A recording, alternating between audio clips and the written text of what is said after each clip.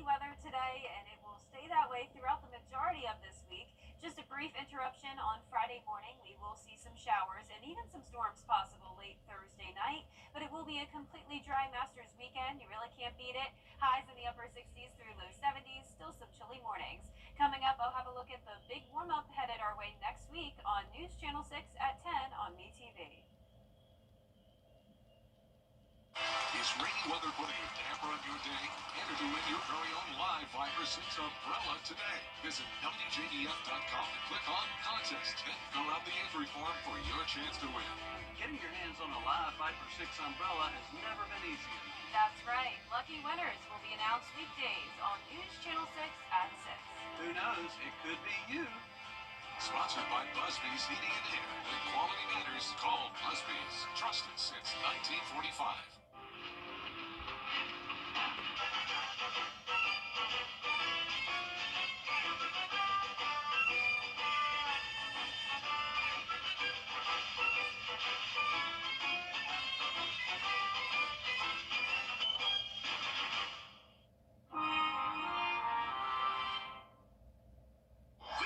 This is BTV, your home for memorable. We have wonderful weather again after a rainy start to Masters Week. Now we're back to sunshine, mostly dry conditions, but we will have another slight chance of rain on Friday morning. I'll break down all the details coming up. Now at 10, the annual Masters Tuesday show is back in Evans. We'll have a look at Wrdw as your news at 10 starts now. Live from Television Park, this is WJBF News Channel 6 at 10 on BTV.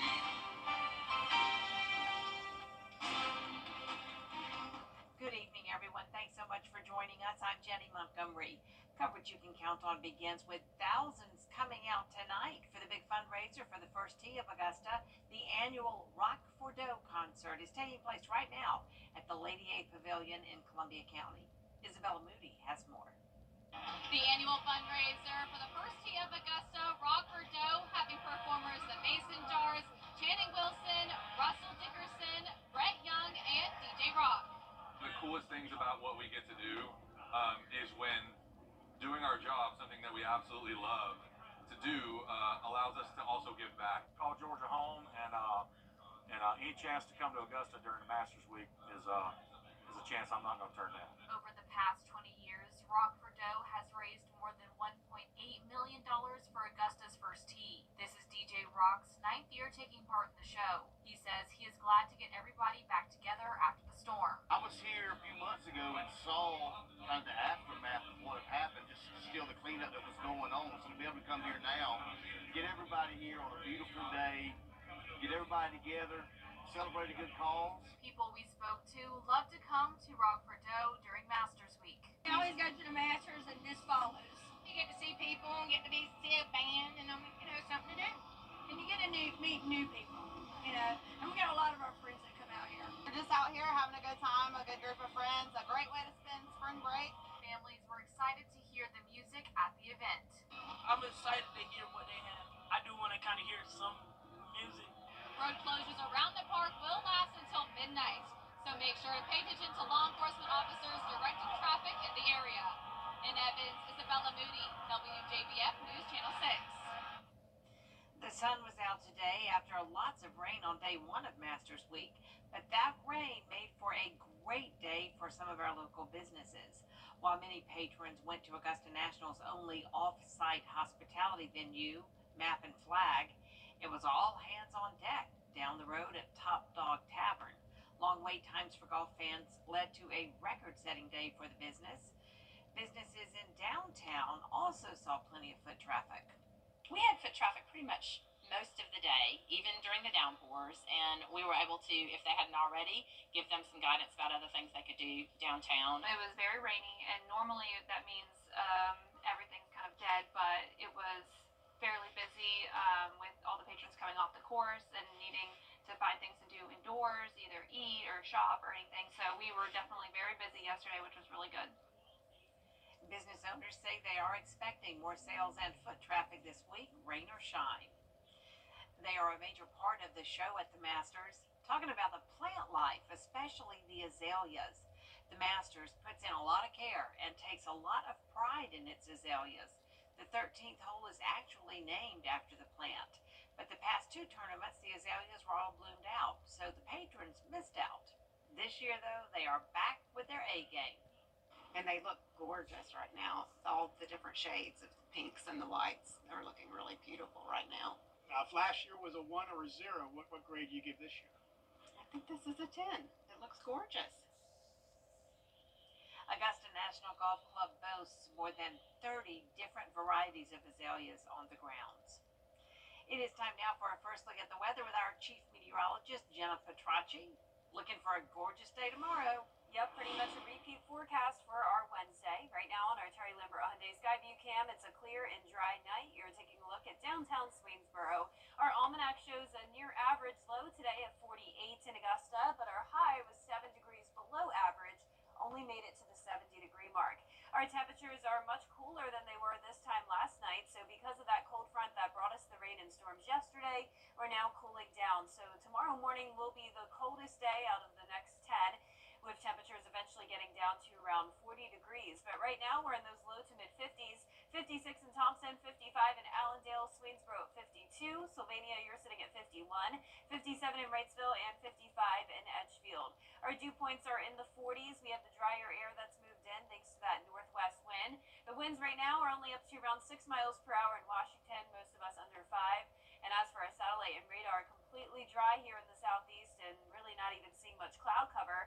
High pressure will stay over the area for tomorrow as well, starting out your day down to around 42 at 8 a.m., a mostly sunny start. And as we look ahead, tomorrow's high will once again be close to 70. Then we climb into those upper 70s on Thursday before cooling down again Friday with the morning showers coming in. Coming up, I'll have a look at your futurecast for that and everything you can expect throughout the rest of Masters Week, so stay with us. But back to you, Jenny. All right, thank you, Jenna. The Richmond County Sheriff's Office is investigating what they believe is a murder-suicide. It happened today just before noon at a home on Springwood Drive in Augusta. Deputies found a husband and wife identified as Christopher and Juanita Crowder, both shot in the head. No further information is available at this time. Georgia is cracking down on a crime that's happening all over the country. Data from the Attorney General's office shows that nationally, more than $125 billion is lost due to organized retail crime. Atlanta Bureau Chief Archit Seshadri reports. Georgia's Attorney General says the Peach State is one of the few states putting its Archit Seshadri, Atlanta Bureau Chief. A new bill would bring a casino to South Carolina for the first time in 30 years. The billion-dollar project would be built in Orangeburg off Interstate 95. Investors say the casino would generate between $75 and $100 million in tax revenue. However, the governor is concerned about gambling. Gambling is bad for our culture, and so it's not a part of our heritage. And there are better ways to make money, to give jobs, to generate tax money, to generate a thriving economy. I don't like to take no for an answer. I never have. It took me almost 13 years to have the project approved in North Carolina. We're investing now. Santee Development says if the casino bill is passed this session and approved by the governor, they can have it open in 4 months. Coming up, locals know firsthand about the changes caused to our landscape from the deadly hurricane in September. But what about Masters patrons? Can they see the difference? That story after Gemma's forecast. And what about that forecast for this weekend? Well, things are looking good, but before we get to that, we will have another cold front passage bringing us a chance of rain. I'll have that full Viper 6 forecast right after this break. The hot tub blowout sale is in April. Now, your most accurate forecast with WJDF Live Viper 6. Welcome back. I hope you enjoyed your Masters Tuesday. I definitely enjoyed the weather personally. It felt great outside, nice and comfortable with plenty of sunshine. Here's a live look in on our Terry Lambert Hyundai Skyview cam from the Amentum Center in Aiken. It's a clear and dry night sitting in the lower 50s. Winds are nice and calm. Dew points are in the 40s. And around the CSRA, some of us still in the upper 50s and even registering at 60 in Waynesboro, 58 in Louisville. Washington, you're at 54, 55 in Saluda, 53 in Aiken, and 56 down in Bamberg. Our satellite and radar is showing high pressure in control. That means nice weather once again for our Wednesday. When you're on the course tomorrow, it will be cold in the morning, so bundle up. Low 40s, but just like today, with the sun beating down in the afternoon, those upper 60s will feel pretty warm. Now, looking ahead to Thursday into Friday morning, there is a risk of severe weather just to the west of us, including Atlanta. So the CSRA is not under this threat, but that means we do have the possibility of maybe some weak thunderstorms as a cold front moves through. Now, first, we're going to have a warm front lift to our north, and that will bring us a southerly wind, helping to warm us up more so into the upper 70s on Thursday. That warm stretch does not last for long, though, because this cold front will knock us back down a few degrees. Now, Thursday afternoon, we're going to be dry, a line of showers and storms around Asheville and Greenville. Then the cold front moves into our direction, bringing us some rain as early as around 8 o'clock on Thursday night, and by 10 o'clock, that line should be in Augusta. Now, the good news is that the latest model runs are showing this move a little bit faster, which means less rain for Friday morning when you're headed out to Augusta National. So here's Friday at 8 a.m. We're actually showing nice dry conditions, so it looks like most of Friday is going to be in good shape for us. So let's bring it closer to home. Thursday at 8 p.m., our northern counties start to see some rain first.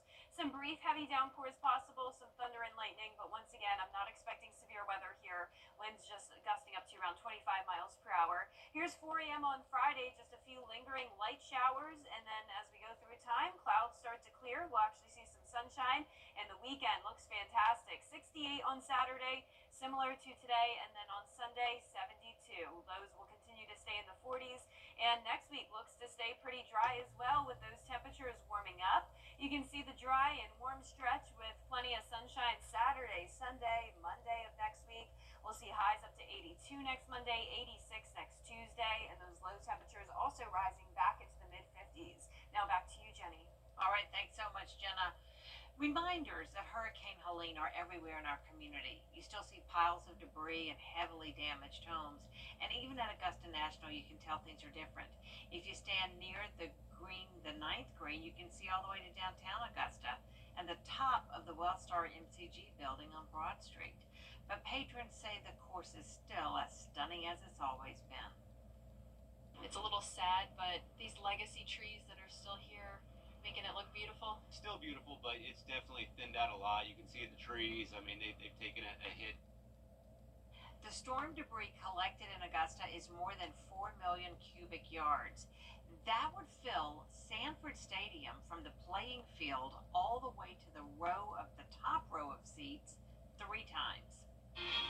Coming up, a heated debate on a push for stricter restrictions on SNAP benefits. We'll have those details after the break. Every day, ordinary people in the CSRA do extraordinary things to serve our community. Each month, News Channel 6 recognizes these outstanding volunteers with the Giving Your Best Award. Do you know an everyday hero who goes the extra mile to help others? Nominate them for the Giving Your Best Award by visiting WJBF.com and filling out the entry form. Sponsored by Science Co., Piedmont Augusta, Security Federal Bank, and News Channel 6.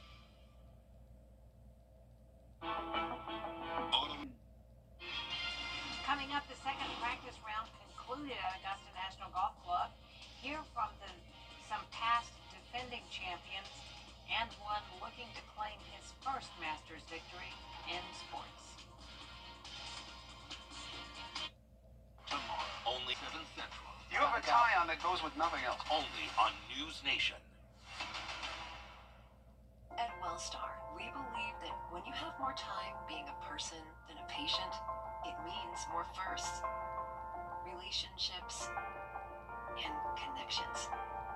Our network of over 7,000 doctors and nurses across Georgia design care around your unique needs.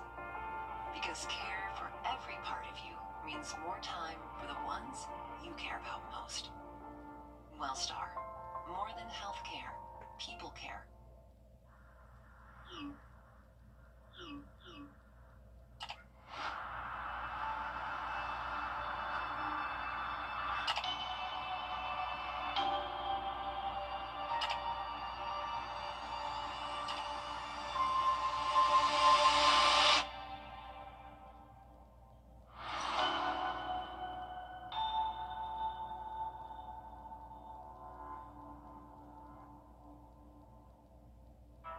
CSRA is full of amazing women. Women who inspire. Women who innovate. Women who lead. That's why News Channel 6 brings you Women to Watch. On the last Wednesday of each month, News Channel 6 recognizes local businesswomen who are making a positive impact in our community. Nominate someone today at WJBF.com. Sponsored by Goodwill. Now, WJBF sports coverage you can count on. I'm Gianna Cephalou here at the Augusta National Golf Club, where the second day of the practice round officially in the books, and far more patrons were out and about to watch some of their favorite golfers. Patrons were out and about on the course where just a few days ago, Carla Bernat Escuder's victory at the Augusta National Women's Amateur was the 5th overall Spanish champion at Augusta. Now, one Spaniard looking to win another green jacket is John Rahm. He played a practice round with the 4 other Spaniards in this year's tournament. Rahm is making his 9th Masters start. He has never missed a cut at Augusta National. Not only that, he has top 10 finishes in 5 of his 8 Masters starts, and he says he's feeling confident heading into this year's tournament. Feeling very good. Yeah, not my favorite major season last year, that's true. Didn't play great here, didn't play good at the PGA, and wasn't able to even tee it up at the US Open, right? So I was very happy to finish up there at the Open on a very challenging week. At least set the tone hopefully for this year, and I feel like I'm playing much better golf coming into this week. We can also cue the annual "Is This Rory McIlroy's Year" at the Masters discussions. It's that time of year, though, when the golf world descends on Augusta to try and manifest the end of McIlroy's 10-year major win drought. But this time, the talk has intensified a bit thanks to the 35-year-old's hot start to the 2025 season, which includes a pair of wins and a pair of top 5 finishes. As for McIlroy, well, he has his own take on his successes and perceived failures. But yeah, look, when you have a long career, like I have had, luckily, you sort of just learn to roll with the punches, the good times, the bad times, knowing that if you do the right work and you practice the right way, that those disappointments will turn into good times again pretty soon. The #1 golfer in the world also got some practice swings in on the first 9. Scottie Scheffler is making his 6th Masters start, and he's looking to become the first to win back-to-back Masters since Tiger Woods in 2002. Now, if Scheffler were to win this year, he would join an elite club, as only 4 golfers have completed this task. But how does he deal with that pressure of being #1? Well, he relies on his experience at the course. Can go back on some of the experience that I've had playing well on this golf course and reflect on that. Let's say I got off to a bad start on Thursday, and I could use some stuff that I've done here in the past few years as confidence to kind of turn things around. But at the end of the day, when I stepped there on Thursday, we're even par, and it's a totally new golf tournament. The 2025 Champions Dinner was held Tuesday night, where Scheffler came up with the menu, and it was the exact same, but with a few additions. He added ravioli bites and Texas-style chili to his menu of cheeseburger sliders, cowboy ribeye, and a chocolate chip skillet cookie. The third and final practice round begins at 8 a.m., followed by the par 3 contest at noon. Reporting at Augusta National Golf Club, Gianna Cephalou, WJBF News Channel 6 Sports.